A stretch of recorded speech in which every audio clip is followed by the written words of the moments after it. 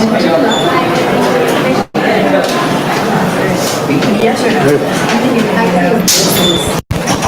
I already asked for it? Looks like Give you cheese for cheese polio. Okay. two or three like reproductions. I actually put together a complete day. That's the one that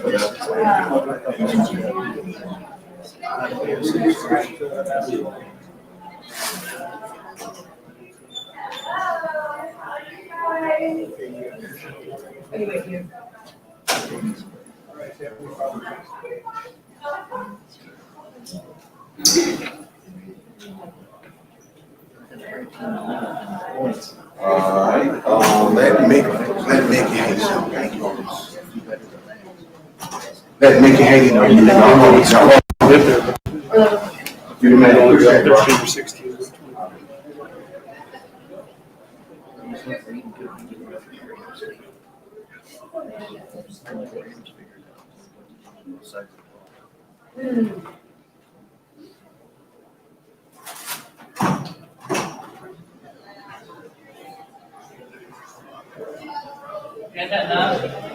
Are we allowed to go in?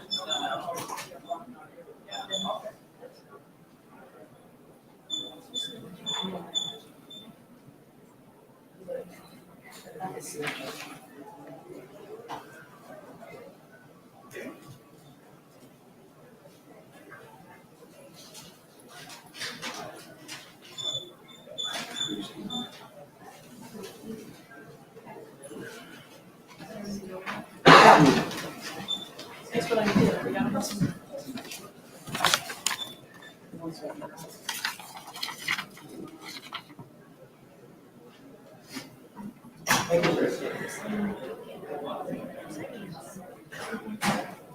Good?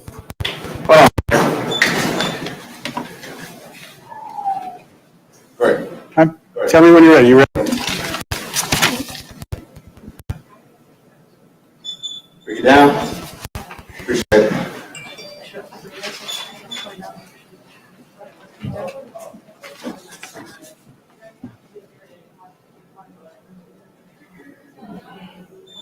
Hey, Bob, give me a mic check. Test 1, 2, 3, 4. Mic check 1, 2, 3, 4. Mic level. Appreciate you. Everybody got it? It's not, it stays up there. Okay.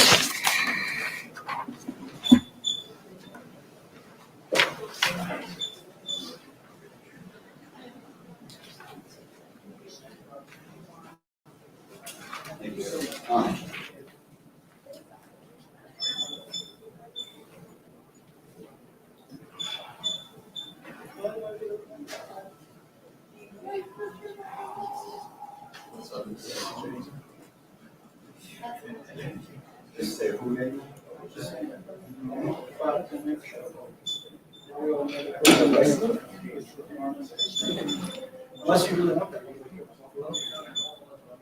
In January? No. That I will not sign up.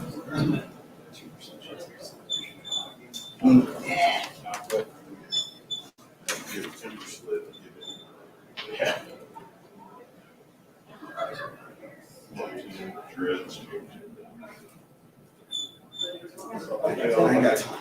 Tennis rackets on. Saw a video of a drone shot. Home service, ice over. It had to be close. I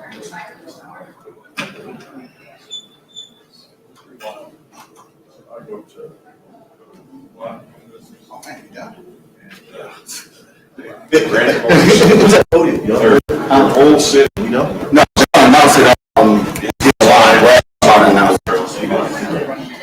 So, you look old, no sex in it. People literally drive around town.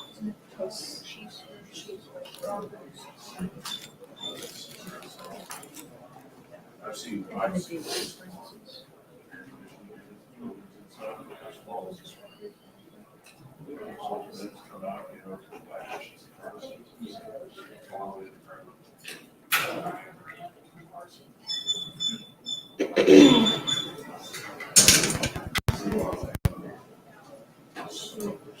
exercise arms.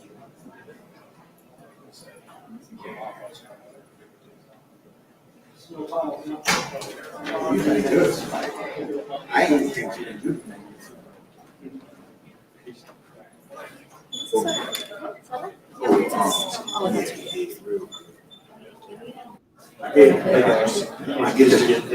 I get the pick six, man. But I was like, yo.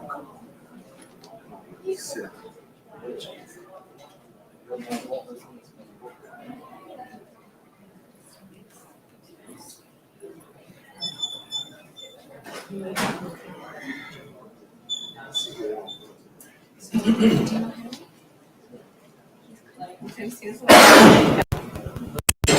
A little Snapchat series.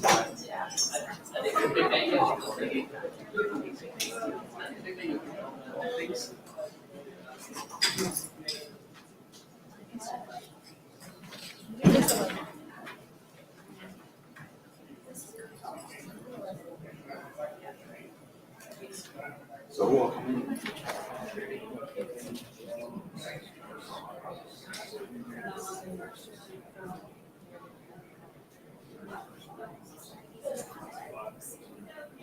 And those new ones. Hey, look on. No, they're not. It's like too often. Easier. It feels like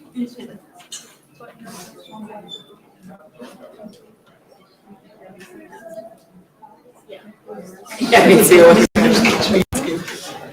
That was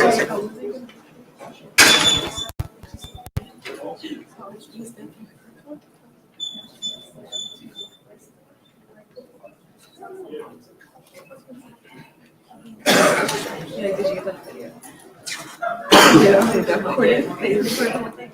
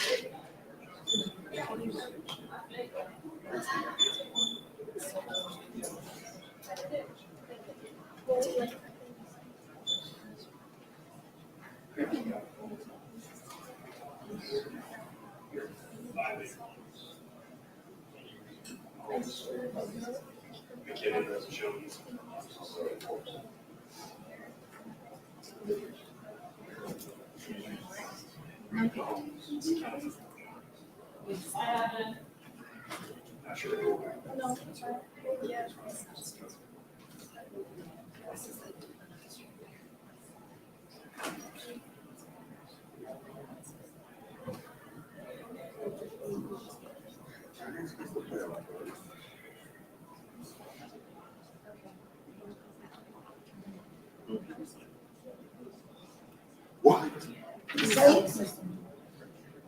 Wow. So that number one seed is not even. But that number one seed, they clinched. They win next year.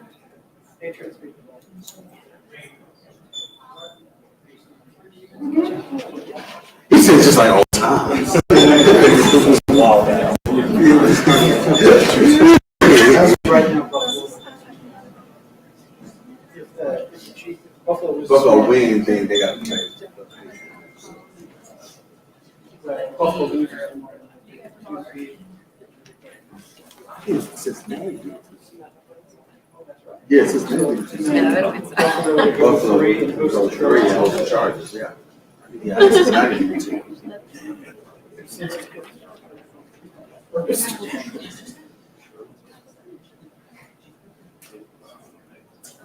So I started Tom Brady. Brady gets you 30 points. That's how many. Right. That's 12 points last week. And he had 200 receiving yards. Is it one? And I had nothing. Nothing. Yeah. No, I got 38. I mean, or 37. Still. What was 37? Well, it was 40. And he got 12. I'm over here and I lost by. I'm over here lying.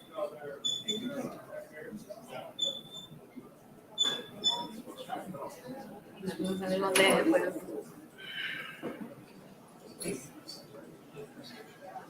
pues. So wait. Yeah, so they, yeah, I think the Bucks were just out.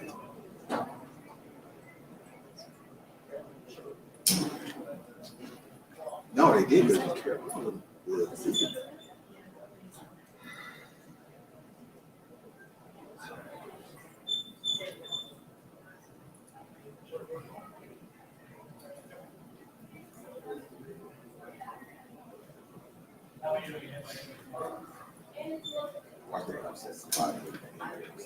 You hope where he's at.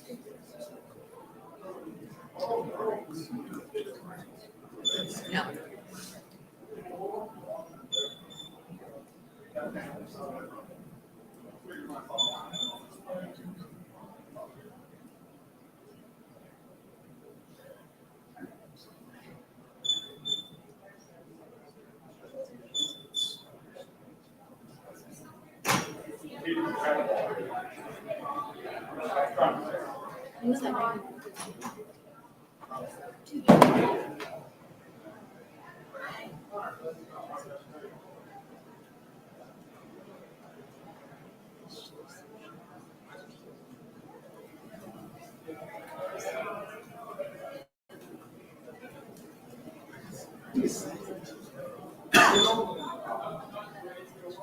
Well, it could have been more than that because waiting to Yeah, he did. maybe 4 seconds.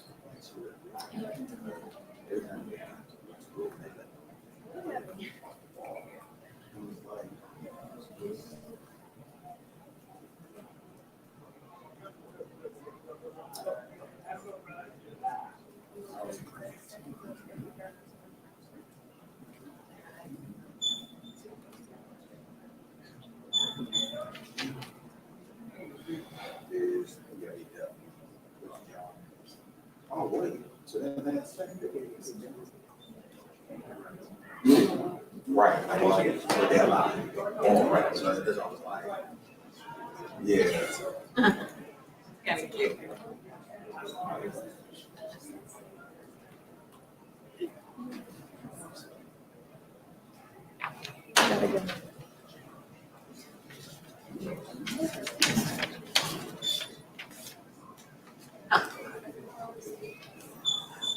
Yeah, February.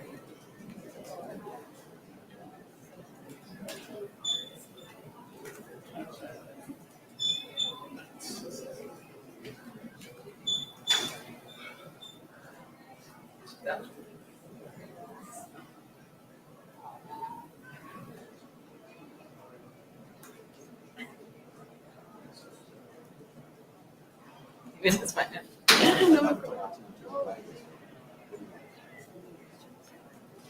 So that way.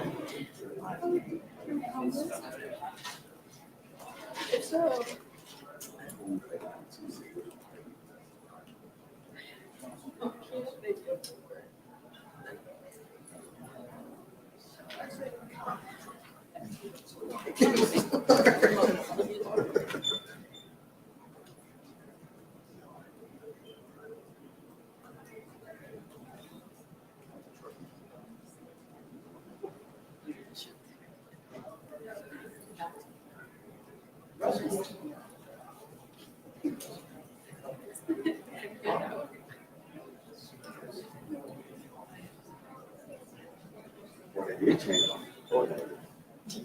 according to Gold Perkins, they said he probably don't know office. Yeah, that's week 7. Yeah, and yeah, week 17. So The shoe ball. they changed off the recording was like, well, I think it's 4 different days. So, yeah.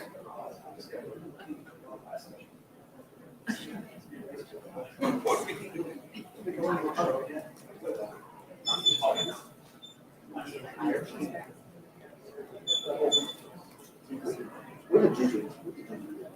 I think that what did you do?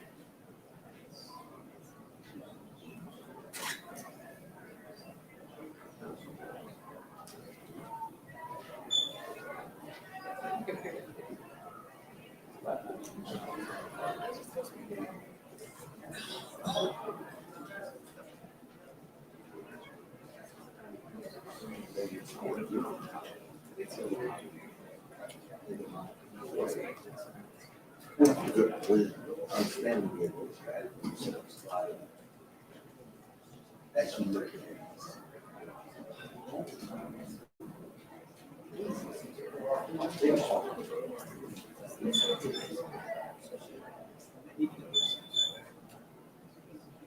and I'm going to say this too.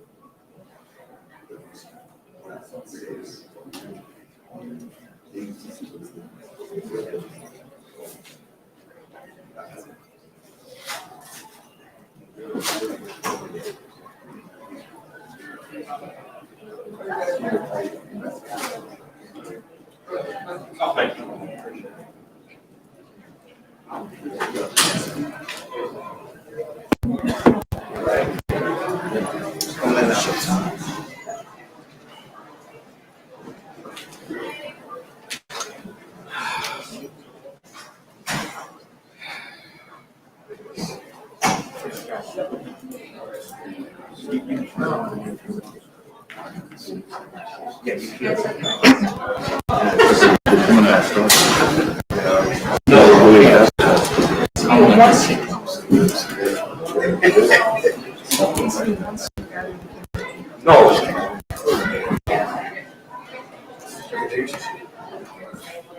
Needs money. Yeah. You got to see it. Which one?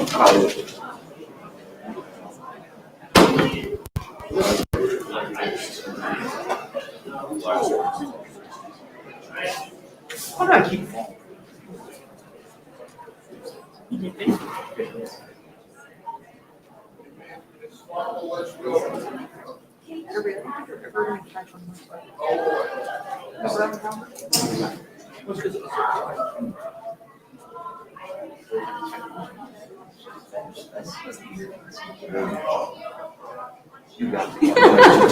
You should have had a camera. So folks.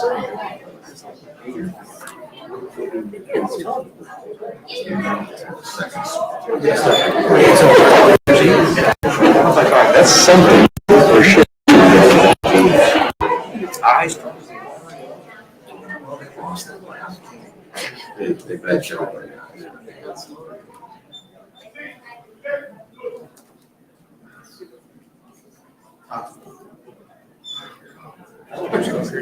Happy New Year. Happy New Year.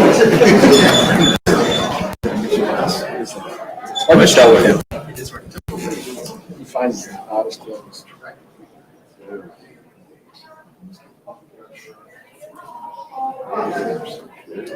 American Nazarene.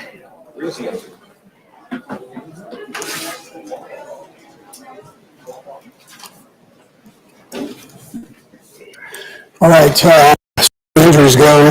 Joe Tooney re-injured that ankle. We'll just have to see where it goes from here. They'll MRI it and do all that. Sky Moore had a laceration on his hand, right on the inside of his hand. They'll have to take care of that too. We'll just see how he does here in the next couple of days. As far as the game goes, I thought it was a good game. It was up and down a bit. Went through some lulls offensively. I thought the defense did a nice job throughout. Special teams for the most part, with the exception of the field where they got blocked there, got tipped. Things were working pretty good there too on special teams. So as far as individual things, the offense ended up giving up the 14 points with the turnovers as far as the block punt return or the fumble punt return and the pick, but they came back and made some decent plays there to score. It seemed like we were moving up and down the field, and then something would happen there for a bit, but ended up 4 for 5 in the red zone. Defensively, Sneed's play was a big play for us. I think he was completely exhausted after that, but he did a nice job there. I thought our defensive line was relentless. They got themselves around Russell. Russell's still a good football player, and I know things haven't gone quite the way he wanted them to, but he can still play, and they're working through all of that.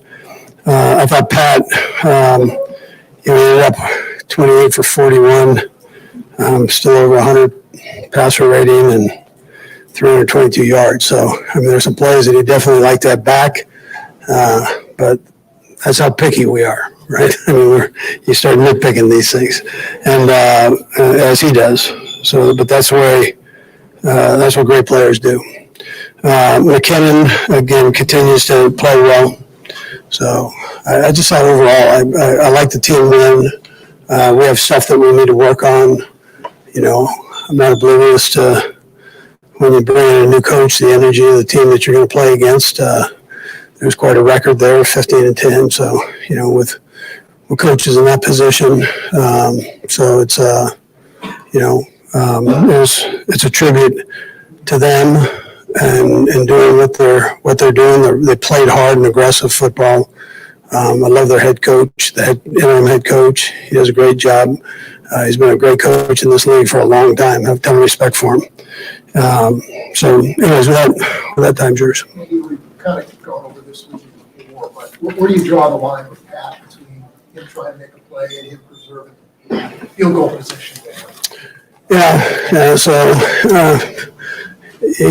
he's going to try those things. That's going to happen sometimes. You don't want to take that away. You just he knows better than anybody that it's got to be a better decision than that one.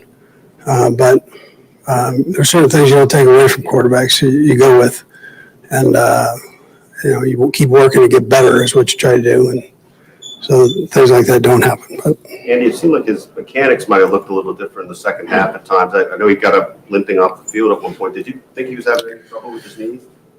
no, I thought initially he might, but it didn't seem to bother him. I don't think so.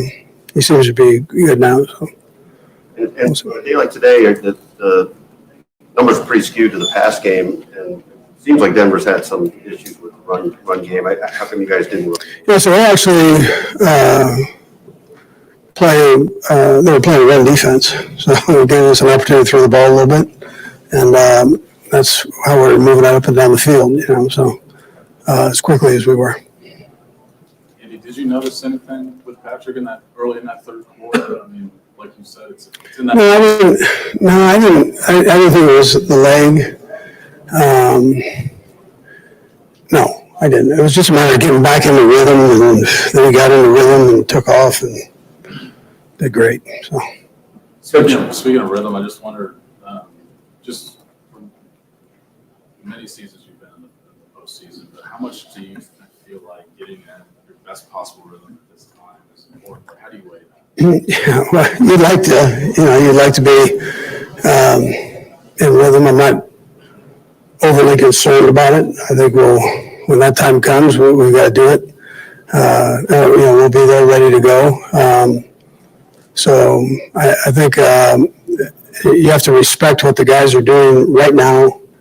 And when you guys evaluate everything, so you evaluate who we're playing and how we're going about our business, you know, against these teams and winning games, you know. And so you got to look at that kind of close. But Coach, you mentioned just winning, right? I mean, very close games you guys have played against all these teams in the AFC West this year, and you've found a way to get it done. Is there something you can pinpoint with your group that gets those things done when it needs to be done? Yeah, when you look at it, and I know I'm kind of summing it up, but it seems like when the other team scores, we go score. You know, so we start scoring, and then when they score, we score. So it's but we've got to stay more consistent with it. Obviously, you can't have the mistakes once you get in the playoffs. And what more can you do with the special teams with the holding situation and also losing a fumble again on the punt return? Obviously, you've stressed that greatly. How do you? Yeah. So it's a good lesson for Tony. He doesn't have a lot of experience at doing this, but you keep that ball in the other hand, keep it out on the outside, and so it's great for him to learn that and listen. We're blessed to have him. He came right back and made a huge play for us, and he's a good football player.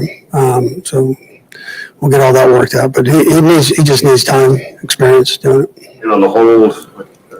Yeah, the hold was the one that we dropped, you're saying? Yeah, that ended up being not so good, you know.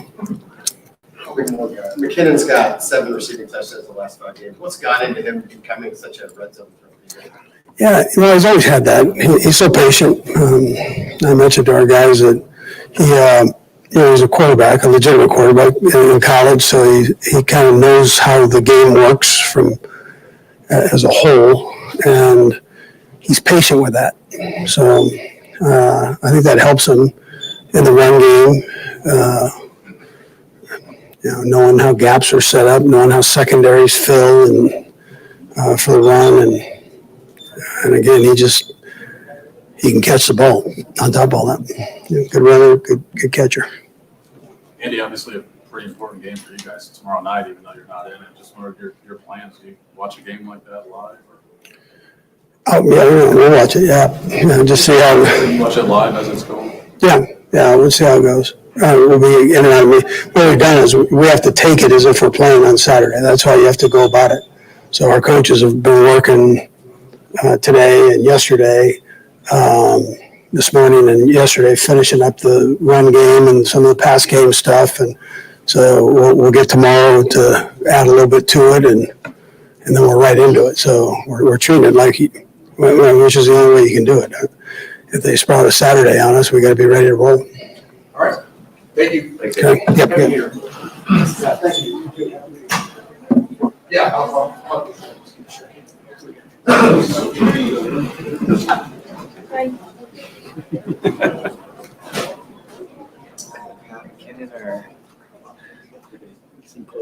Let's go.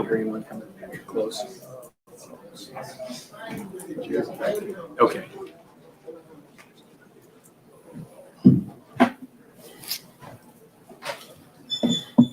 All right. Another receiving touchdown, Jet. I mean, you're making it look easy out there. Opportunity, man. Like I said last week, man, just opportunity. Coach Reed, EB, the play calling, and then Pat, finding me in those plays, of course. First running back since 1970 to go 5 straight games with a touchdown catch. Given your path here to Kansas City, 2 years injured in San Francisco, how gratifying is it to you to be able to get into the record book with this accomplishment? First, it's just a blessing, first of all. But, I couldn't do any of that without my teammates. O-line, man, they're blocking on a whole nother level right now. Pat on a whole nother level right now. Passed for 5,000 tonight. So that's another achievement for him. And then, the guys on the perimeter, man. When you got guys who complement each other like that, you got Kelsey, Juju, MVS, all those guys, Sky, it makes it easy. So, Pat is, he's making his choice right now. Did you have any idea this was coming? I mean, you had 8 receiving touchdowns in your first 98 career games. You got 7 last 5. If I were to tell you I saw it coming, nah, but you put the work in. That's what you put the work in all season for. So when your opportunity comes, you're ready for the moment, and I definitely done so. So, Garrett, kind of along the same lines, do you ever just pause and reflect on how you ended up being with the Chiefs and what this has done for your career? Say that one more time, please. Do you ever pause to reflect on how you came to be here and what this has done for your career to be in this setting? All the time. Like he said, San Fran had the 2 knee surgeries. I missed 2 years in a row. That was definitely tough for me. Just being in that situation and, the unexpected and not knowing, and then, getting a call from the Kansas City Chiefs. Me and EB had a good relationship that carried on throughout the years. And, Coach Reed, I watched him from afar over the years as well, ever since I was little. And, just being able to be in the offense and a scheme like this was intriguing when I first came here. So I was definitely thankful for the opportunity. And, just the preparation, everything is paying off. How specifically do you feel that Coach Reed has put you in a position to kind of break out like you have in these last significantly. You see the plays that are being called, it's getting me in space. It's finally put me in space. And, the great thing about Coach Reed, not just me, but, all the offensive weapons we have, he does a great job at, finding where everybody's good at and working to their strengths. You guys have very high standards, right, for scoring every time and all. Funk there at the third quarter. Can you put your finger on kind of what was going on there? Just lack of execution. That's the great thing about, this team, this offense, is that every time we do go out on the series, we want to score. That's the objective. And, when we don't, it's definitely upsetting because, we work like crazy through the week. Coaches, they work us like crazy. So, every time, we get a chance to go out there, we're going to come out with 7 instead of 3. But, we'll take 3 as well. How has your knowledge of the quarterback position affected your understanding of the game today? It's helped me a lot. I'd probably just say the most pass pro, just knowing, the mic points and, how the protections work out and things of that nature. And just seeing the game from an overall view. All right, thank you. Thank you.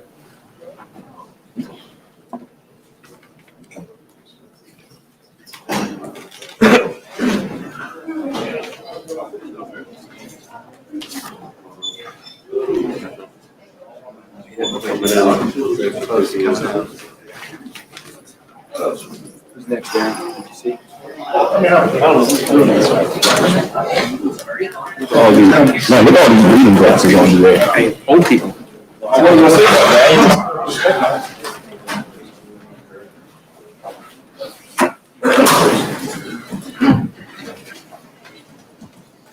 All right. George, just five sacks in the last 6 games. What's been going right for you? Just keep working, for me. Drilling in practice. Felt like I was getting, from an individual perspective, felt like I was getting there, just missing my layups a lot. So in practice with Coach Cohen and Coach Braden, just working on finishing a lot. I play with Chris a lot on the same side when you play with 9-5. They're going to double him, so that benefits me a lot too. So, it's just a testament to the coaches and everyone around me. Is there anything specific Coach Cole's been working on to help you finish a little bit better these last few games? Yeah, a lot of tackling drills, like second effort to the ball. A lot of the sacks that come for guys around the league is on a second effort, on a counter. So we've been working that nonstop. Watching extra film in the film room, on the practice field, all that kind of stuff.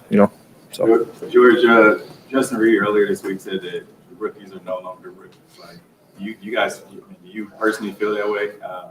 Do you feel like the game is slowed down? yeah, my veterans, Chris and Frank and Carlos said the same thing to me. Just no more of those rookie mistakes. You've played enough games. You played basically the whole season now. We're getting ready for the playoffs now, so that's what it's all about. They got to trust me just like I trust them every play. What have you been able to pick up from them, via practice or game? You've been able to implement to your own game? Just little things, like in practice. I know Frank and I were going this week, for example, just about finishing plays, every single time in practice, finishing exactly how you would in a game, just very little details. It's all about consistency at this level and being at your best every single play. What do you think about talk about Chris? What do you think about his ability to play in games like that? I mean, he's insane. He thinks that he's best interior lineman in the NFL. I don't think it's close. He's a beast, man. He's awesome. He's awesome to play against. He's awesome to play next to. Great teammate. He's super and very unselfish. You see a guy his caliber. He's very unselfish. A team player. Great guy to be around. Great energy, and he's the heart and soul of our defense. So, George, as you think back to training camp, where do you feel like, what areas do you feel like you feel much more comfortable now, 17 weeks later? Just everything, from the run game to pass rushing, everything in between. Just little details, things that you might have never seen before, or types of blocks or schemes, and understanding different intricacies of the game.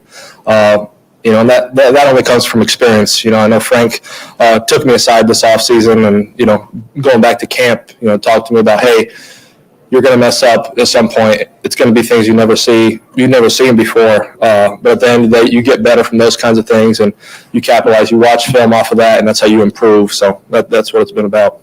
George, I wonder if you could take us through a couple of plays. First, your sack, and then secondly, you had the recovery after McDuffie got the sack. Do you have any thoughts of the scoop and score there, or were you straight just going to get on that ball? Well, I was trying to be conservative, to speak to that. I think, you give our offense, 10, 15 seconds, they could do a lot with that. So first and foremost, to recover the ball, if I had a chance to go scoop and score, I would have done that. And your sack? A sack, see, it was kind of like a play action deal. Countered back to quarterback level, stepped up, and I was there to make a play. On that fumble recovery, just how big of a moment did that feel at the time? The way the kind of game flow was going, and you were able to get that turnover. It was huge, going into halftime and giving our offense a chance to go back and score. Instead of them having another opportunity, it was a huge turning point in the game, I felt like. Thanks. Hey, George.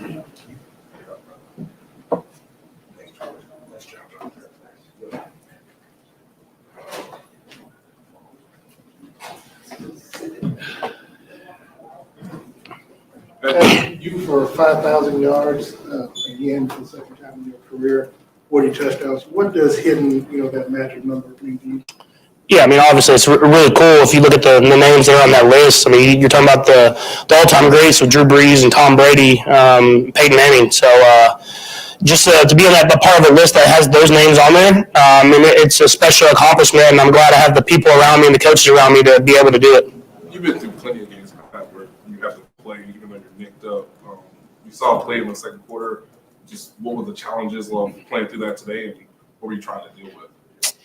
Yeah, there wasn't many challenges. I feel like I was fine. I felt like my feet got bad there in the second half, and then I missed the deep throws whenever they were there. And so when you're playing a defense like this, whenever they give you opportunities, you have to execute on them. And I didn't today. I took what was there and did a lot of good things as far as moving the chains that first half, but in the second half, I just missed a lot of throws that I have to hit. So you didn't feel like the hit impacted you? No, you just felt like your mechanics were just. Yeah, I feel like, I don't know if it impacted at all. It's just my mechanics. I lost my mechanics in that second half, and I was trying to find a way to get back into them. And I think you saw even some of the completions. At least I felt like my feet weren't in the right spot. I was kind of throwing off my back foot. And I think that whenever I get in that mode is whenever I can struggle. And so I have to be better at kind of correcting that stuff in game. What's the process of correcting that stuff? Yeah, it's hard. When you're out there live, people are flying around you. But I just have to be better at stepping up in the pocket, finding that soft spot in the pocket, and then making the throw. And I think even the last one, the Marquez on the sideline, that's a throw I've thrown a million times. And leaving it short, I told him to get to the sticks and go out right there at the sticks, and then I was the one that threw it short of the sticks. So just have to be better. I have to be better about hitting those throws whenever they present themselves. Where do you draw that line between trying to make that play and preserving field goal position? Yeah, it was a bad throw, just in general. I left it really far inside. I don't know if Watson would have been able to catch it because I threw it so far inside.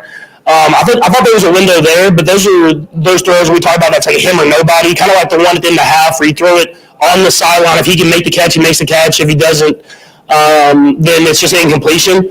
But that was just a bad throw that a good player made a good play on. So I have to be better, especially in the red zone, and not turn the ball over. So you did have a deep connection with Kadarius early in the games. What do you think he can do for your offense as far as maybe things that people haven't seen as you enter the postseason?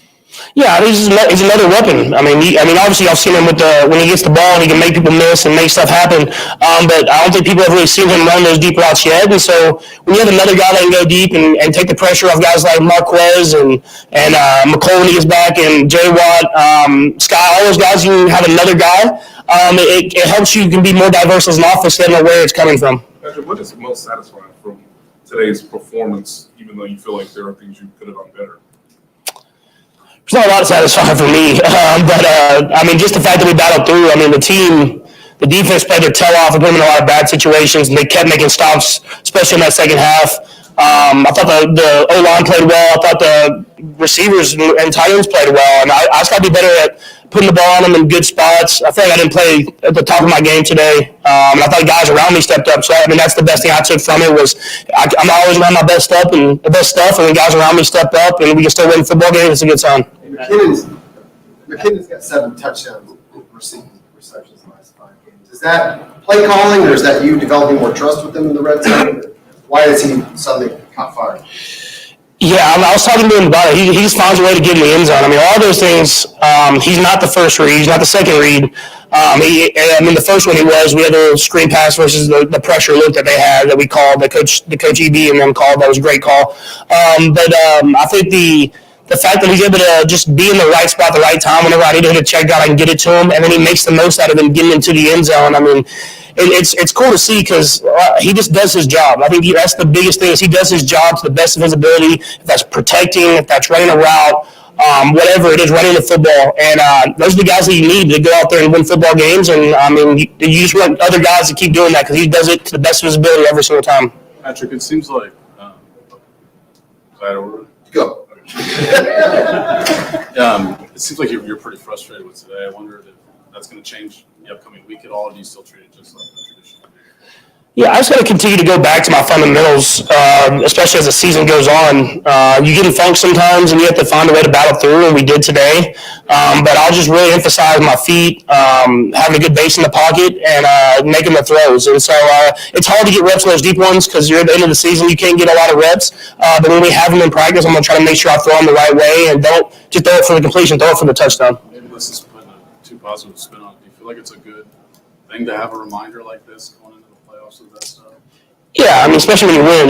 When you win and you don't play your best ball, you don't feel like you play your best ball, that's always a good thing. But, I mean, we had a really good first half. We didn't score. The bad interception in the red zone. You take a lot of good things from this. Fourth quarter, we played well. But at the end of the day, we have to find a way to, for 4 quarters, play our best football whenever we get to the playoffs, and I feel like we still haven't done that yet. Watching the Bills-Bengals game tomorrow night, how's the scenario for you to watch a game like that?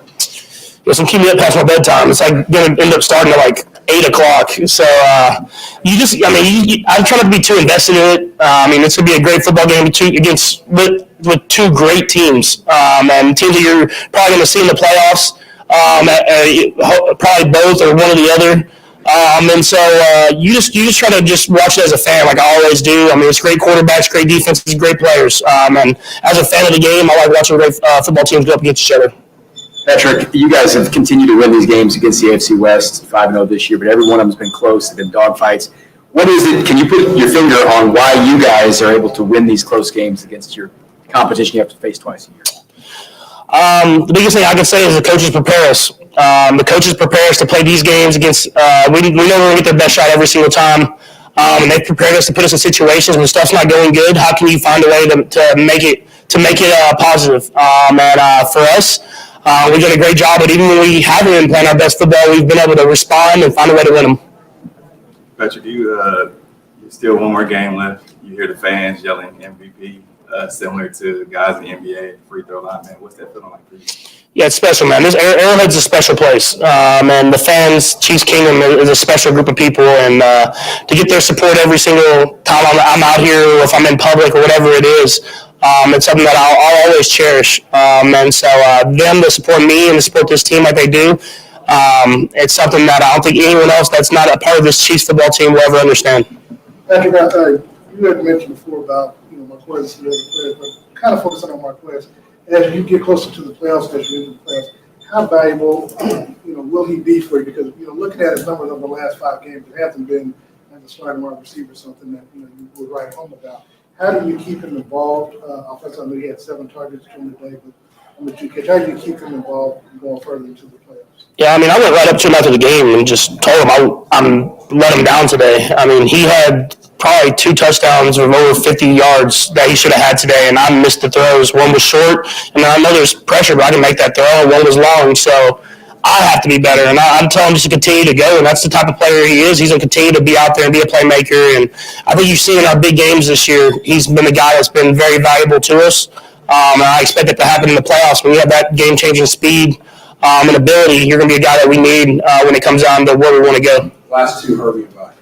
Patrick, just to follow up on Todd's question on Jarrett McKinnon, to put it in perspective, he's the first running board, the only running back since 1970 to do it. Guys like Marshall Faulk haven't done it. Damian Tomlinson didn't do it.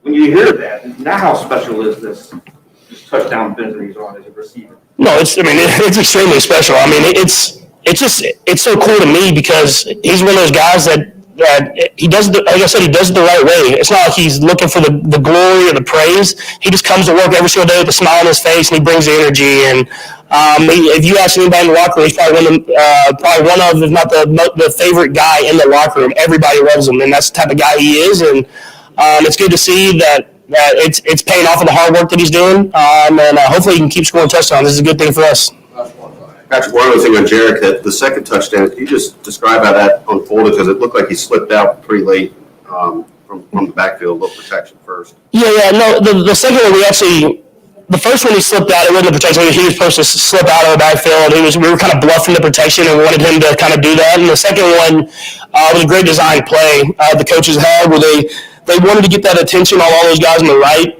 especially Kelsey. And then we slipped kind of jet out of the backfield, and then he kind of ran underneath Marquez. Marquez did a good job of kind of running interference or whatever you call it. And so it's a special thing that the coaches always design great plays, and then you go out there and execute. And it takes everybody. I mean, like I'm saying, running interference. I mean, everybody's laughing. I mean, you have to have that fine line of running interference and not picking, and I think that's something that you have to really emphasize because it's emphasized in the league this year. All right, thank you, Patrick. Happy New Year. Thank you.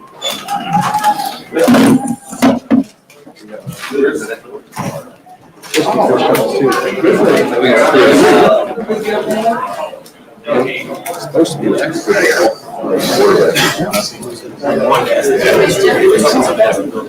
You need sound bites from Monday.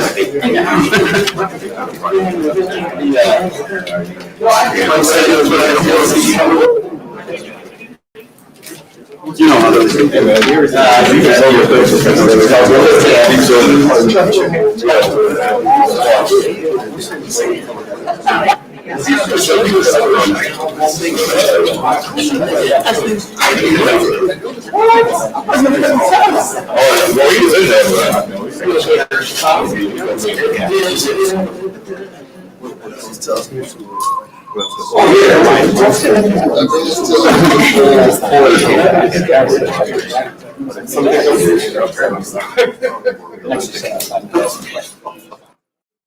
Put him up against the center. We're 0-1. Be more realistic. No.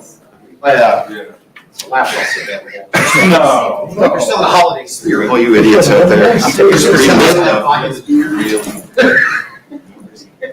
Probably a hot mic in here. Unbelievable. Chris probably won't help me at all, but.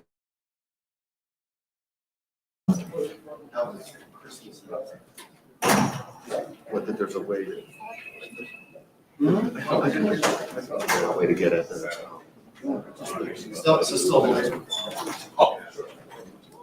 My 8 almost 9. You know, it is.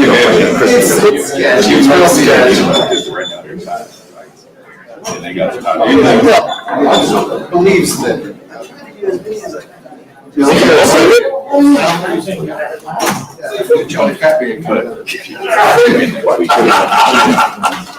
not saying it's right. What did reason? I got 15 next 2 years.